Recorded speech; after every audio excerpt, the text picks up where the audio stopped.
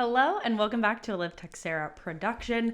I don't know what today's episode is going to be titled, but really what we're going to work through here is 7 lessons that I learned from a downtime in life, from when things were just really difficult. And the first one is it's okay to not be okay. And I know that this one's super hard for me. Super hard. I love having my shit together. I love feeling like I'm strong and capable and all of those things. But there are times where life just breaks you down to your core and you need to lean on the people in your life. And I'm a big believer that we all go through hardships. It doesn't matter what they are. It doesn't matter what stage of life you're in.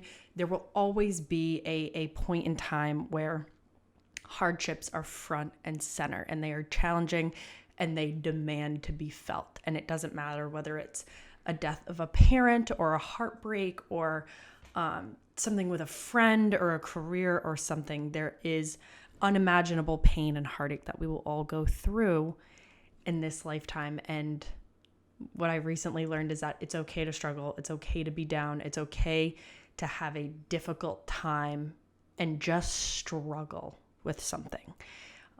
The biggest piece of that is we all have to prevail. It doesn't matter what we go through personally, professionally, in our love lives, in our family. We are lucky enough to see another day and we have to treat it as such. And it's okay to not be okay for a time period. Number 2, ask your friends and family, ask the people that you love in your life for help. One of the mistakes that I've made time and time again, and I feel like hopefully this time I've learned it through and through, is that I handle things on my own and I deal with things very privately, and really just with myself. I've been like that since I was a little kid, and I think a lot of people relate to that.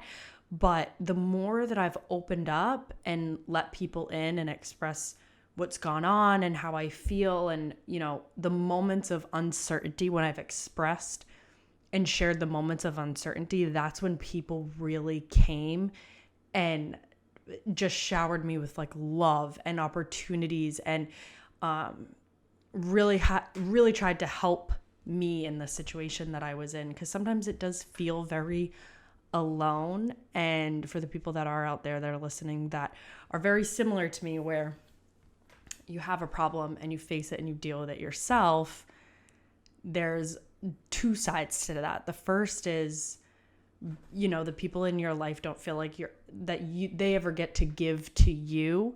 And the second is you don't get to feel that in return. So sometimes it's really nice to just receive the love and the support and the help because we need it. So not only sharing with friends and family, but also asking for help when you need it, asking for direction and guidance, and sometimes just asking for a supportive friend, a supportive call, something that is, I'm just having a tough day. I'm working through this one thing, and what else can I do? Number 3, it's not what happens, it's how you deal with it. This is something that my mom brought us up on so strongly. It's not what happens, it's how you deal with it. So constantly reframing the situation that you're in is so beneficial. I really feel like over the last, prior to this, over the last year, I was struggling so much with uncertainty and not knowing what to do and next steps and things of that nature. And just struggling with the problem itself. It is so unbelievable how narrow your options get when you're no longer looking at things in a positive light. So for me, that looked like, okay, I need to do something today that helps get me in a better position tomorrow. I need to start to make progress and slowly build momentum over time to attack this issue, this challenge, this hardship, whatever it is, right? But also I learned I really have to pair that with a positive attitude and a can-do attitude, because if you lose that, you genuinely lose everything. And I've seen, the people that know my mom know, but I've seen my mom time and time again handle hardships with the idea that it's not what happens, it's how you deal with it. Everything in this life is determined on what you choose to do given the circumstances you're given. It has very little to do with the opportunities and challenges that you're given, and more so what you choose to do with those. Number 4. Now, this has always been a tough one for me because I feel like it's very much in my nature. Literally what I do for a living, literally what I've done for a career is help other people. Sometimes you have to be super, super selfish and say, you know what? I have to put myself first. I have to put my life first. I have to put my own decisions first, regardless of other people's feelings and opinions and beliefs and anything else that may come with that. You have to sit there and realize, if I want certain things in my life, there are going to be sacrifices. And unfortunately, some of those mean sacrifices for other people. I've learned the hard way that if I don't put myself first, nobody will. And especially in regards to career, if I don't put myself first and make effort and time and dedications towards things that obviously require sacrifices in other areas of my life, then I will not achieve the goals that I have set out for myself. So trust me, it's been a very hard one to learn, but once you get in touch with the things that you really truly want and desire in this world, the things that you want for your life, the things you want for your legacy, the things you want for your career and your relationships, stop at nothing. Stop at literally nothing to get those things. Be unbelievably selfish about those very specific, selective things, and everything else will fall in line. Number 5, and I don't totally know this quote, so literally don't quote me on it, but it's like, when everything goes wrong or something, when everything doesn't go right, go left. I don't know. Oh Lord, I really should have looked that up. But what that means is sometimes life and the universe and God and whatever you believe in has a bigger plan for you and a different plan. And sometimes your life takes a direction that you maybe weren't expecting. And maybe that direction is a positive thing, maybe it's a negative thing. It really could be either, like equally either. There's positive things, there's negative things in life that bring you down a path. And sometimes it's to meet somebody, sometimes it's to make a connection, sometimes it's for a job opportunity or a life opportunity, sometimes it moves you to a new location. There are so many reasons why this good event or bad event in your life could bring you down a new path. And sometimes you don't know it during the moment. I did a whole podcast episode. I will likely do one again in this lifetime on it about how you can only connect the dots looking backwards, meaning after all of these things unfold, after you see the success that you're looking for in a certain area, you can only then pinpoint the areas that and the things and the people and the decisions that led you to that outcome. And so I truly believe now more than ever that sometimes there's so much power in just embracing the redirection and being like, I don't know why this isn't working, or I don't know why this is working, but sometimes it's just there for you to entertain and see where that goes in hopes that it's part of your bigger vision and your bigger plan for your life. And like I said in the other point, I think maybe 0.4 or 3 or something like that, 0.4. If it's not what you want, if it's not those core things that you just so selfishly need to dedicate yourself to, eventually you will figure that out and you will find your path that gets you closer to those things. Number 6, on a very spiritual, energetic level, what you think and what you feel becomes your reality. And I feel like I've never lost my way like that before, in the sense that I was like just more negative about myself, my life, and the things that were working and the things that weren't. I'm a true believer that sometimes you just need a little reset.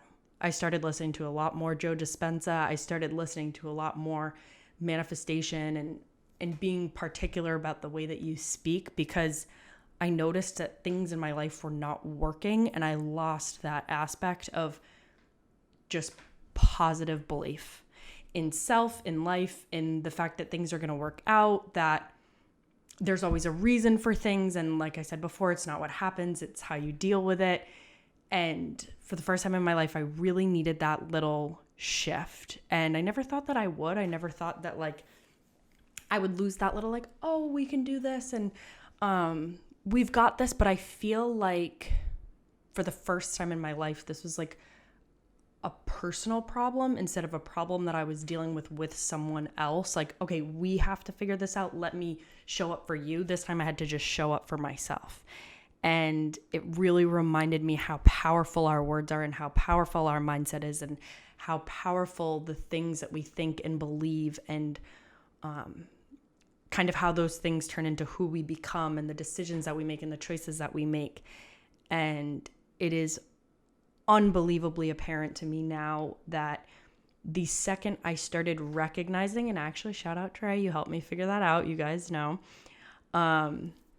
literally is my best friend since I was like a kid, but nonetheless, she had said that to me. She's like, I think you're just not thinking of it clearly. And I think you just need to spend a little bit of time reflecting on the way that you're shaping the situation and the problems in your head and the words that you're using it and the power that you're giving it. And I think you just need to reflect and think about that. Throw in a little Joe Dispenza, and you know what? It was exactly what I needed. So when you're in a very challenging season of life, be conscious of the words that you're using. Be conscious of the frame that you are giving situations. Be conscious of the capabilities that you're giving yourself. The subconscious is extremely powerful, and I feel like I had to recognize that I needed a little bit more reprogramming. I had to recalibrate and figure out, okay, where is this not making sense? Where is this not aligning with the things that I'm trying to work towards? So believe it or not, the things that you say really matter. And number 7, just like our parents said our entire lives, everything is going to be okay. At least if you had good parents. I don't know, maybe not. But really, truly, everything is going to be okay. It doesn't matter if you just lost somebody that you deeply love. It doesn't matter if you're getting a divorce. It doesn't matter if your career is in shambles or your life is in shambles. It doesn't matter if your car breaks down or something goes wrong with a friend. Everything is figure outable. Everything will be okay. If it's not okay, it's not the end. You will work through it. You are strong enough to work through it. You are capable enough to work through it. It can be painful. It can be difficult, but everything in this world is going to be okay. Everything in your life is going to be okay, even if you didn't plan for certain things to happen or not happen. Even if life didn't go the way that you thought it was, there is always time to turn it around. And also, if you're listening to this, it's likely that you are relatively young. You have an entire lifetime to figure out some of this stuff. So whether it comes to your career or your relationships or just where you live, what you do, it doesn't matter what challenge you're trying to figure out in your 20s, in your 30s, in your 40s, you have time.